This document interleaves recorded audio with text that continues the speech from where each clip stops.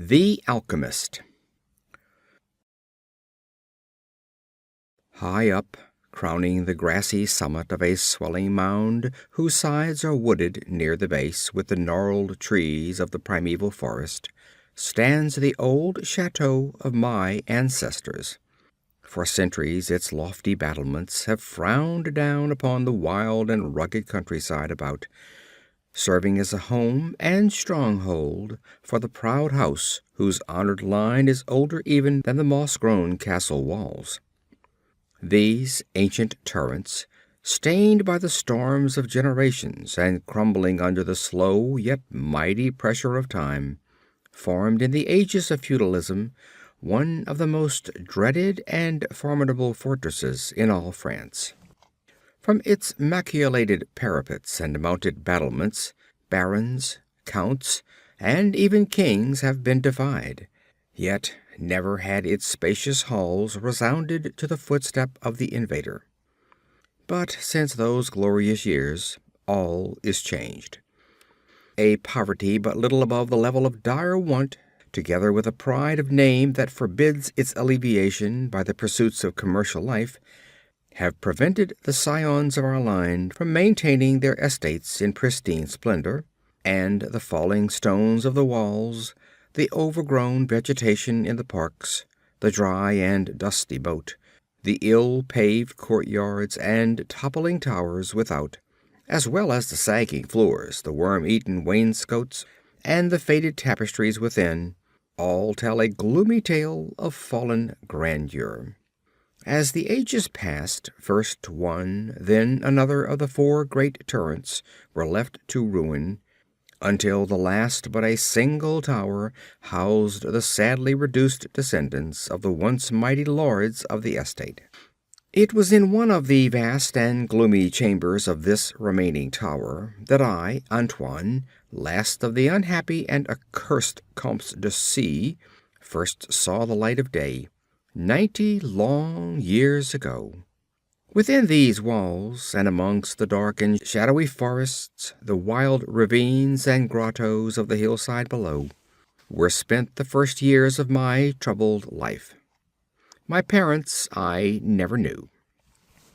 My father had been killed at the age of 32, a month before I was born, by the fall of a stone somehow dislodged from one of the deserted parapets of the castle, and my mother having died at my birth, my care and education devolved solely upon one remaining servitor, an old and trusted man of considerable intelligence, whose name I remember as Pierre.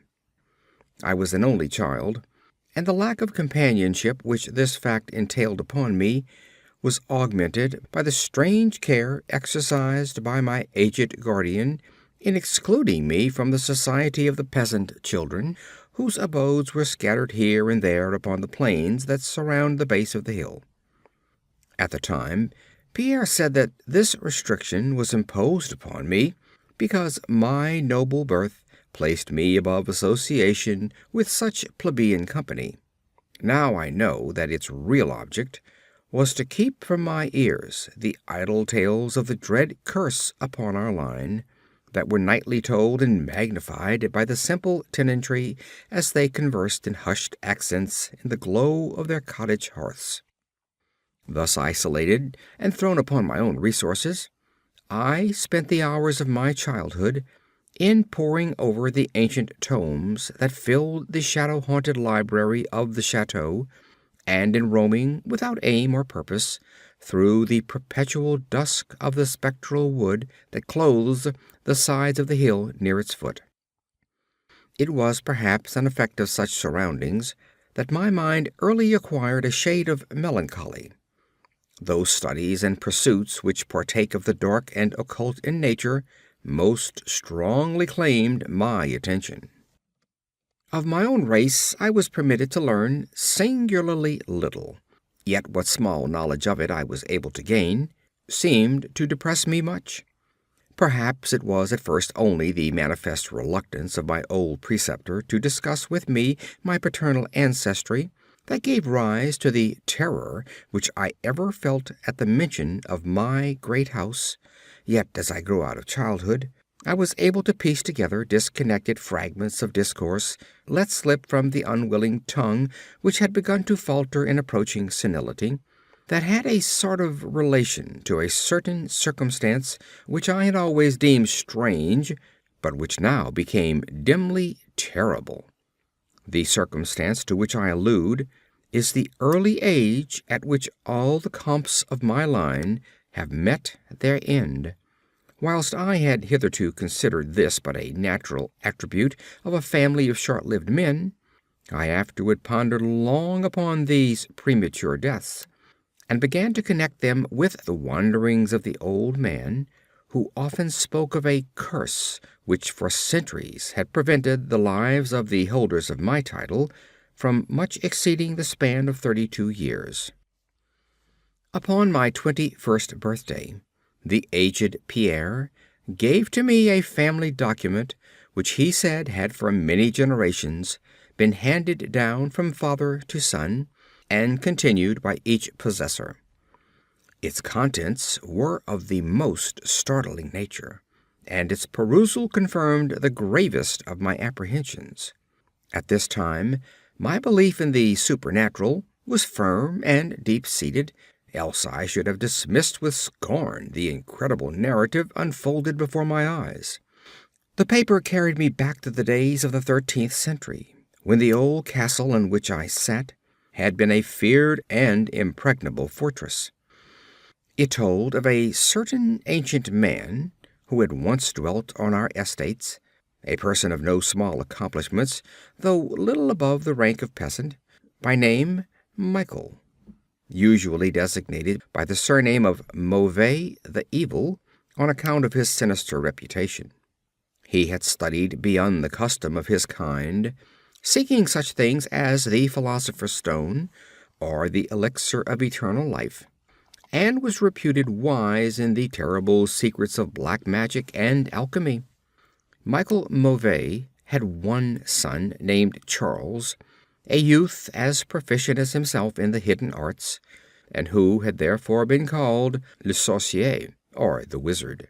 This pair, shunned by all honest folk, were suspected of the most hideous practices. Old Michael was said to have burnt his wife alive as a sacrifice to the devil, and the unaccountable disappearances of many small peasant children were laid at the dreaded door of these two. Yet through the dark natures of the father and the son ran one redeeming ray of humanity. The evil old man loved his offspring with fierce intensity, whilst the youth had for his parent a more than filial affection. One night the castle on the hill was thrown into the wildest confusion by the vanishment of young Godfrey, son to Henri the Comte. A searching party, headed by the frantic father, invaded the cottage of the sorcerers, and there came upon old Michael Mauvais, busy over a huge and violently boiling cauldron. Without certain cause, in the ungoverned madness of fury and despair, the Comte laid hands on the aged wizard, and ere he released his murderous hold, his victim was no more. Meanwhile, joyful servants were proclaiming aloud the finding of young Godfrey in a distant and unused chamber of the great edifice, telling too late that poor Michael had been killed in vain. As the Comte and his associates turned away from the lowly abode of the alchemists, the form of Charles le Sorcier appeared through the trees. The excited chatter of the menials standing about told him what had occurred, yet he seemed at first unmoved at his father's fate. Then, slowly advancing to meet the Comte, he pronounced in dull yet terrible accents the curse that ever afterward haunted the House of C. May ne'er a noble of thy murderous line survive to reach a greater age than thine, spake he, when suddenly leaping backwards into the black wood, he drew from his tunic a phial of colorless liquid, which he threw in the face of his father's slayer as he disappeared behind the inky curtain of the night. The Comte died without utterance, and was buried the next day, but little more than 32 years from the hour of his birth. No trace of the assassin could be found, though relentless bands of peasants scoured the neighboring woods and the meadowlands around the hill.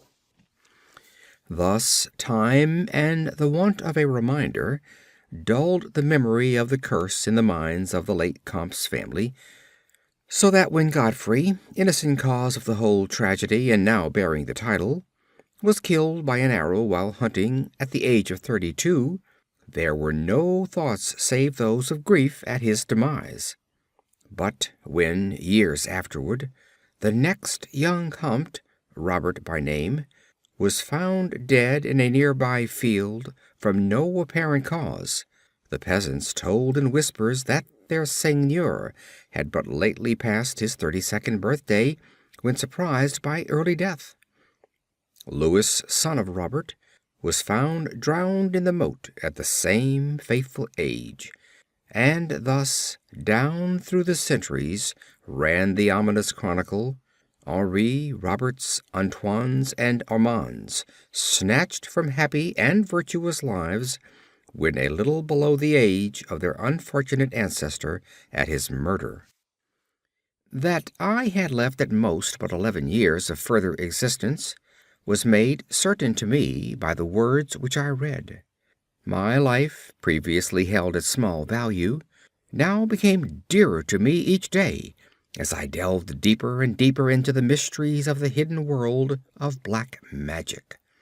Isolated as I was, modern science had produced no impression upon me, and I labored as in the Middle Ages, as rapt as had been old Michael and young Charles themselves in the acquisition of demoniacal and alchemitic learning. Yet, read as I might, in no manner could I account for the strange curse upon my line. In unusually rational moments, I would even go so far as to seek a natural explanation, attributing the early deaths of my ancestors to the sinister Charles Le Sorcier and his heirs. Yet, having found upon careful inquiry that there were no known descendants of the Alchemist, I would fall back to my occult studies, and once more endeavor to find a spell that would release my house from its terrible burden. Upon one thing I was absolutely resolved. I should never wed, for since no other branches of my family were in existence, I might thus end the curse with myself. As I drew near the age of 30, old Pierre was called to the land beyond. Alone I buried him beneath the stones of the courtyard, about which he had loved to wander in life. Thus was I left to ponder on myself as the only human creature within the great fortress, and in my utter solitude my mind began to cease its vain protest against the impending doom, to become almost reconciled to the fate which so many of my ancestors had met. Much of my time was now occupied in the exploration of the ruined and abandoned halls and towers of the old chateau, which in youth fear had caused me to shun, and some of which old Pierre had once told me had not been trodden by human foot for over 4 centuries. Strange and awesome were many of the objects I encountered. Furniture covered by the dust of ages and crumbling with the rot of long dampness met my eyes. Cobwebs in a profusion never before seen by me were spun everywhere, and huge bats flapped their bony and uncanny wings on all sides of the otherwise untenanted gloom. Of my exact age, even down to days and hours, I kept a most careful record, for each movement of the pendulum of the massive clock in the library told off so much more of my doomed existence. At length I approached that time which I had so long viewed with apprehension. Since most of my ancestors had been seized some little while before they reached the exact age of the Comte Henri at his end, I was every moment on the watch for the coming of the unknown death. In what strange form the curse should overtake me, I knew not, but I was resolved at least that it should not find me a cowardly or a passive victim. With new vigor I applied myself to my examination of the old chateau and its contents. It was upon one of the longest of all my excursions of discovery in the deserted portion of the castle, less than a week before that fatal hour which I felt must mark the utmost limit of my stay on earth, beyond which I could not have even the slightest hope of continuing to draw breath, that I came upon the culminating event of my whole life. I had spent the better part of the morning in climbing up and down half-ruined staircases in one of the most dilapidated of the ancient turrets. As the afternoon progressed, I sought the lower levels, descending into what appeared to be either a medieval place of confinement or a more recently excavated storehouse for gunpowder. As I slowly traversed the niter-encrusted passageway at the foot of the last staircase, the paving became very damp, and soon I saw by the light of my flickering torch that a blank, water-stained wall impeded my journey. Turning to retrace my steps, my eye fell upon a small trap-door with a ring, which lay directly beneath my feet. Pausing, I succeeded with difficulty in raising it, whereupon there was revealed a black aperture, exhaling noxious fumes, which caused my torch to sputter, and disclosing in the unsteady glare the top of a flight of stone steps. As soon as the torch, which I lowered into the repellent depths, burned freely and steadily, I commenced my descent. The steps were many, and led to a narrow stone-flagged passage, which I knew must be far underground. This passage proved of great length, and terminated in a massive oaken door, dripping with the moisture of the place, and stoutly resisting all my attempts to open it. Ceasing after a time my efforts in this direction, I had proceeded back some distance toward the steps, when there suddenly fell to my experience one of the most profound and maddening shocks capable of reception by the human mind. Without warning, I heard the massive door behind me creak slowly open upon its rusted hinges. My immediate sensations are incapable of analysis. To be confronted in a place as thoroughly deserted as I had deemed the old castle, with evidence of the presence of man or spirit, produced in my brain a horror of the most acute description. When at last I turned and faced the seat of the sound, my eyes must have started from their orbits at the sight that they beheld. There, in the ancient Gothic doorway, stood a human figure. It was that of a man clad in a skull-cap and long medieval tunic of dark color. His long hair and flowing beard were of a terrible and intense black hue, and of incredible profusion. His forehead, high beyond the usual dimensions, his cheeks deep sunken and heavily lined with wrinkles, and his hands, long, claw-like, and gnarled, were of such a deathly marble-like whiteness as I have never elsewhere seen in man. His figure, lean to the proportions of a skeleton, was strangely bent and almost lost within the voluminous folds of his peculiar garment.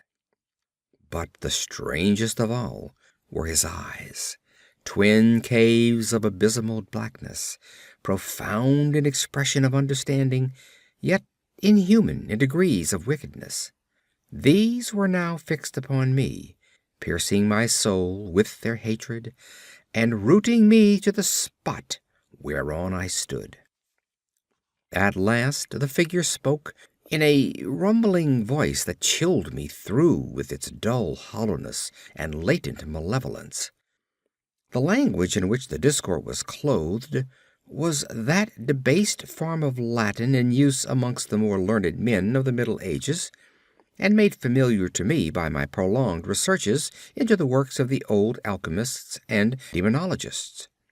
The apparition spoke of the curse which had hovered over my house, told me of my coming end, dwelt on the wrong perpetuated by my ancestor against old Michael Mauvais, and gloated over the revenge of Charles Le Saucier.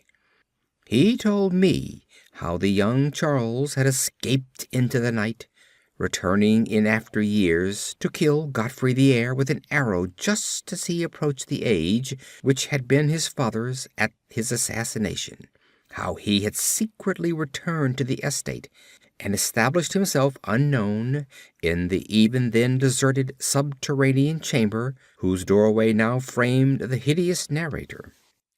How he had seized Robert, son of Godfrey, in a field, forced poison down his throat, and left him to die at the age of 32, thus maintaining the foul provisions of his vengeful curse. At this point I was left to imagine the solution of the greatest mystery of all, how the curse had been fulfilled since that time when Charles Le Saucier must in the course of nature have died.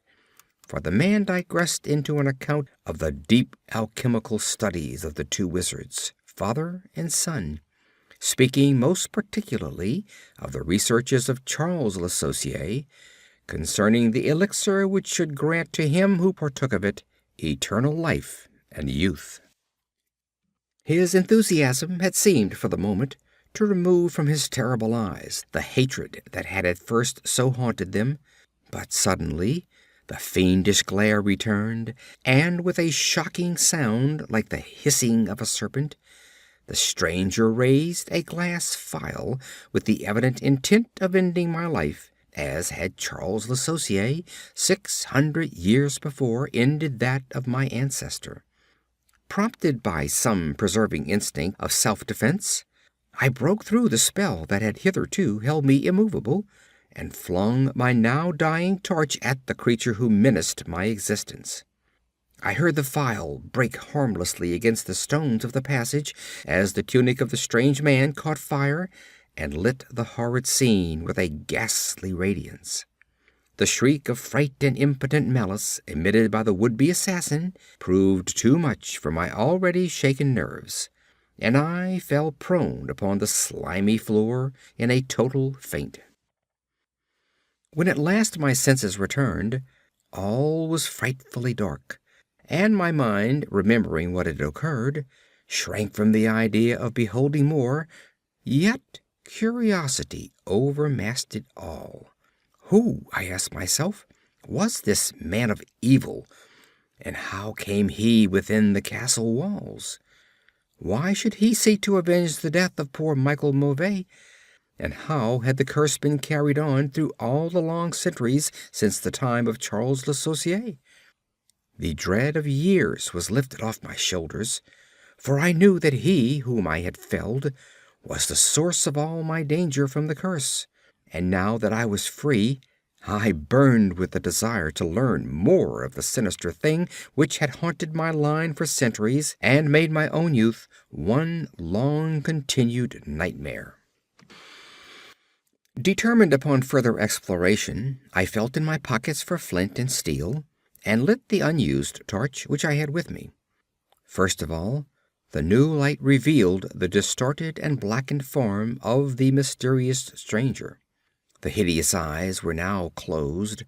Disliking the sight, I turned away and entered the chamber beyond the Gothic door. Here I found what seemed much like an alchemist's laboratory. In one corner was an immense pile of shining yellow metal that sparkled gorgeously in the light of the torch. It may have been gold, but I did not pause to examine it, for I was strangely affected by that which I had undergone. At the farther end of the apartment was an opening leading out into one of the many wild ravines of the dark hillside forest. Filled with wonder, yet now realizing how the man had obtained access to the chateau, I proceeded to return. I had intended to pass by the remains of the stranger with averted face, but as I approached the body, I seemed to hear emanating from it a faint sound, as though life were not yet wholly extinct. Aghast, I turned to examine the charred and shriveled figure on the floor.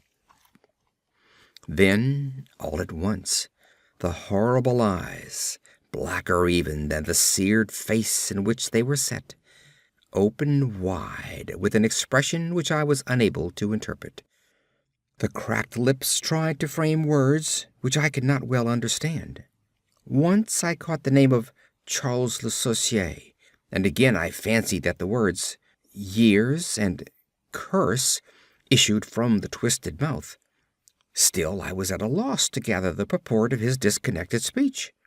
At my evident ignorance of his meaning, the pitchy eyes once more flashed malevolently at me, until, helpless as I saw my opponent to be, I trembled as I watched him. Suddenly the wretch, animated with his last burst of strength, raised his hideous head from the damp and sunken pavement. Then, as I remained paralyzed with fear, he found his voice, and in his dying breath screamed forth those words which have ever afterward haunted my days and my nights. "Fool!" he shrieked. "Can you not guess my secret? Have you no brain whereby you may recognize the will which has through 6 long centuries fulfilled the dreadful curse upon your house? Have I not told you of the great elixir of eternal life? Know you not how the secret of alchemy was solved? I tell you, it is I that have lived for 600 years to maintain my revenge. For I am Charles Le Saucier." End of The Alchemist.